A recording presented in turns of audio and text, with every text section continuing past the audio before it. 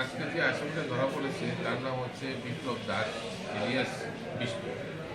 সে গত 3 মাস ধরে পলাতক ছিল।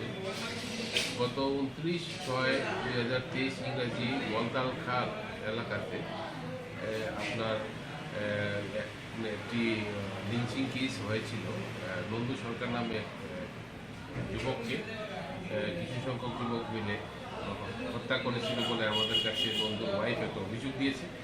তো সেই অভিযোগ মধ্যে আমরা তদন্ত করছিলাম। এখন পর্যন্ত 4 জন আসামি ধরা পড়েছে, আরও কিছু অভিযুক্ত আছে যারা এখনও পালাতক। তবে মেইন যে মাস্টার মাইন্ড যে বিপ্লব দাস ইলিয়াস বিষ্ণু, তাকে আমরা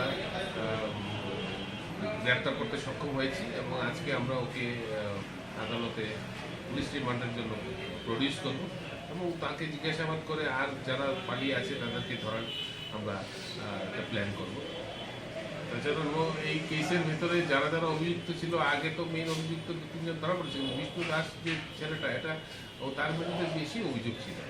হ্যাঁ, তো সে ধরা পড়ার এখন আমরা আশাবাদী আরও যারা পালাতক আসামি আছে তারা আমরা শীঘ্রই করতে সক্ষম হব। মানে তিনি অতদিন কোথায় পালিয়ে বেরিয়েছিলেন?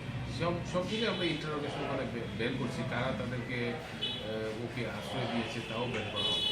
প্রাথমিক মানে তদন্তে কি, মানে কেন উনি বেশি ইনভলভ ছিল এবং কেনই বা তিনি ওনাকে মেরেছে? এগুলি তদন্তের বিষয়। এগুলি আস্তে আস্তে সব কিছু আমরা কিছু কিছু জিনিস আছে আমরা বেরিয়ে গেছে, আর কিছু কিছু ওকে ইন্টারোগেশন করেই বের করা হবে।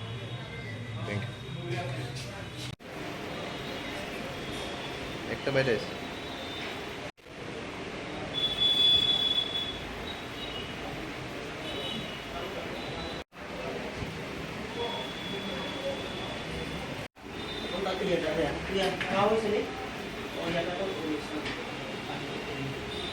তুমি আয়ো দিয়ে দাও।